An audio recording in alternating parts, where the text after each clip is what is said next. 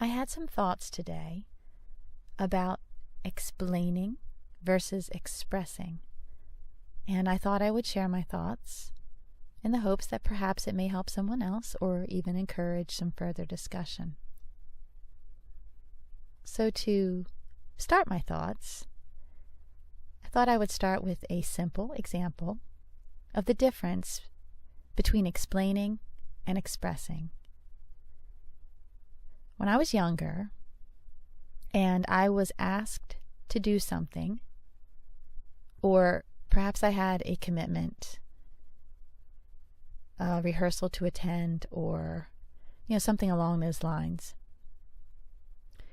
I always felt that I had to explain why I couldn't go, or I couldn't attend, or I couldn't do the thing I was being asked to do.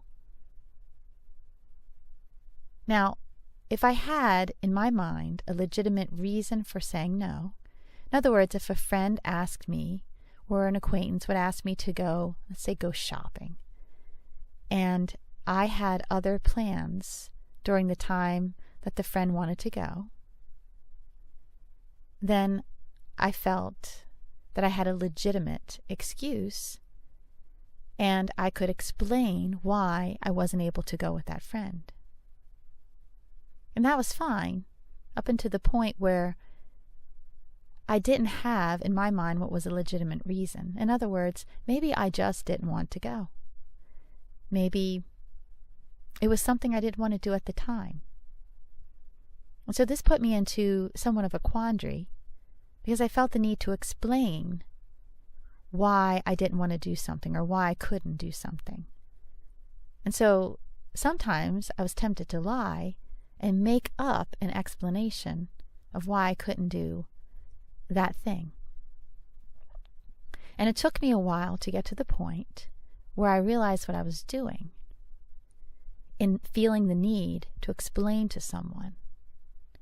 And I had to do some work on myself to get to the point where I feel comfortable now.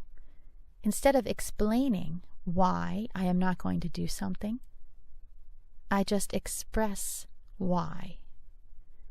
So in other words, before I might say, I can't go shopping with you today because XYZ. Whereas now, I have taught myself to say, I can't go shopping with you today, and end it there, so that I have released myself of the need to explain. So explaining versus expressing is actually that simple. So in a way, when you have to explain yourself, you beholden yourself or you enslave yourself to another. And it's really why our best relationships, the relationships in our lives from which we derive the most pleasure and experience the most growth, it's why they are absent of such a thing. Someone once said to me that when you don't need to explain the true nature of your actions, when someone can understand without you having to explain, this understanding is one of the most comforting things that anybody can have. And that's very true. Because when you do not feel the need to explain yourself to someone else, when you can just express yourself, it is a very comforting feeling, and there is great freedom in that. And sometimes I think in our lives we have the need to explain and not just express. And I think if we do that, if we have that need, we have to understand then that we are going to walk misunderstood. And I think that's a choice that we make if we choose to explain. It's a risk, And is it worth the risk? Because explaining takes a lot of energy. And when you have to explain the nature of your actions, you open yourself up to someone else's subjective opinion when you do so. So to reach the point where you can express yourself without explaining. It's almost to arrive at a point where, in a way, it's not that you don't care anymore so much what someone thinks, but that you have released yourself from that person's subjective opinion, that you are not going to enslave yourself to another in such a way. And I realize that this is a difficult thing. I think that for some of us, we care by nature what others think. And I don't know that we can ever banish that part of ourselves completely. But we have to come to the point in our lives where we recognize and believe that there is freedom in expression. There is not so much freedom in explaining, because you have invited someone else in, and whether you know it or not, you have asked for their judgment.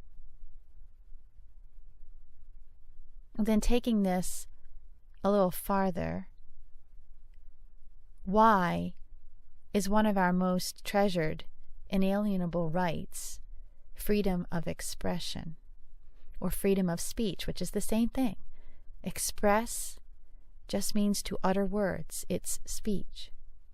So why is it so important that we have freedom of expression? It's because there is power in it. We have freedom in it. We have freedom in uttering words. And this is why people fight and go to war, to protect free speech.